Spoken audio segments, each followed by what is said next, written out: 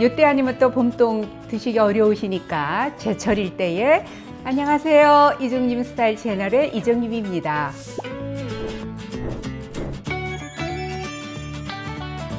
냉이, 달래 이런 봄동 이런 것들은 추운 겨울을 견뎌내고 아주 생명력이 있는 그런 특히 봄동은 그렇죠. 요때는 또 이 봄동을 겉절이도 해서 드셔도 되고 나물도 해서 드시고 국도 끓이시고 그러는데 오늘은 보리새우를 넣어서 봄동 보리새우 전을 소개해 드리려고 합니다. 봄동은 베타캐로틴이 많잖아요. 그래서 눈 건강에도 좋고 항산화 작용도 있어서 또 요때 또 아니면 못 드시는 거고 그리고요 값도 굉장히 저렴합니다. 그래서 봄동 요리 많이 해 드세요.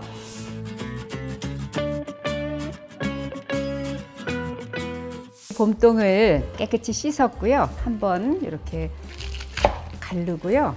한 1cm 정도로 이렇게 썰겠습니다. 그리고 너무 옆에 긴 거는 한 번 더 이렇게 자르셔서 이렇게 해서 썰어 주시면 돼요.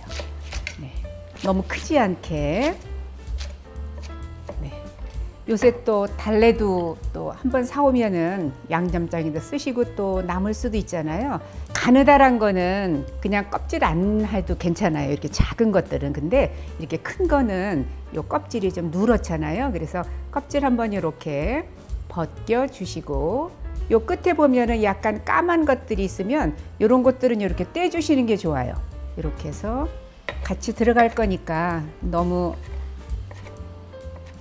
굵은 건 한번 이렇게 두드리셔도 됩니다. 지금 너무 길지 않아서 이거 한 3cm 정도 길이로 썰을 거예요. 달래는 없으면 그냥 봄동만 하셔도 상관없어요. 있을 때는 이렇게 넣으시면 좋다라는 뜻이에요. 그러면 이것도 같이 이렇게 넣겠습니다.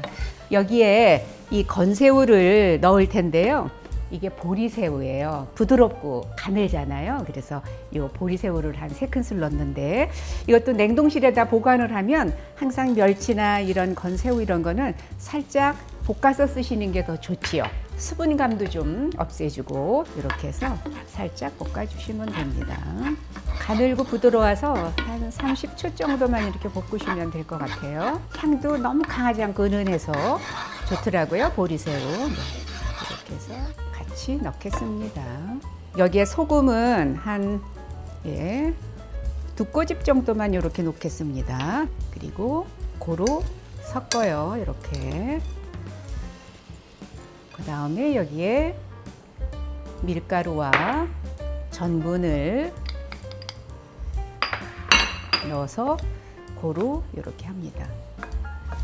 저는 밀가루하고 녹말가루를 넣기 때문에 소금을 한 2꼬집 넣었고요. 부침가루 같은 거 쓸 경우에는 간이 되어 있으니까 소금간 별도로 안 하셔도 됩니다. 여기에 밀가루 4분의 3컵 들어갔지요. 물도 4분의 3컵 넣으시면 돼요.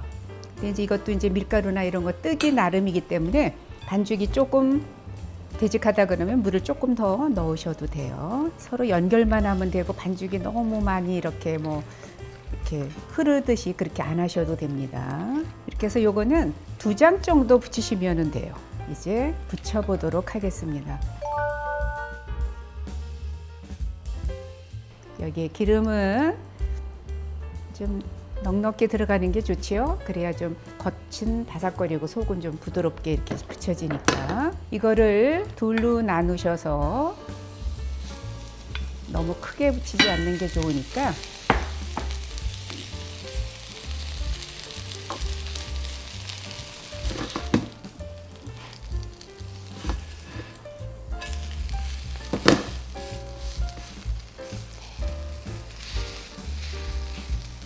기름을 조금만 더 둘러주시면 됩니다.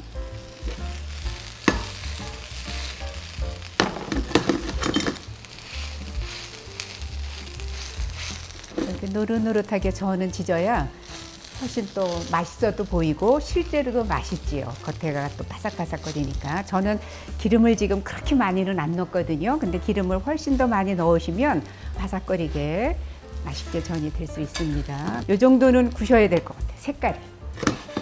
네.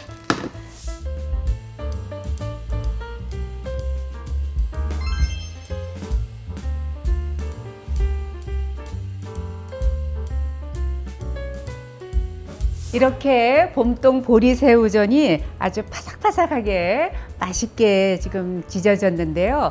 이때 아니면 또 봄동 드시기 어려우시니까 제철일 때에 이 보리새우 없으시면 해산물을 넣으셔도 되고 집에 있는 재료들로 맛있게 전부치셔서 가족들과 함께 드셨으면 좋겠습니다. 오늘 영상은 여기까지고요. 요리도 스타일도 이종님처럼 이종님 스타일 채널이었습니다. 좋아요, 구독도 부탁드리고요. 다음 영상 때까지 건강하세요.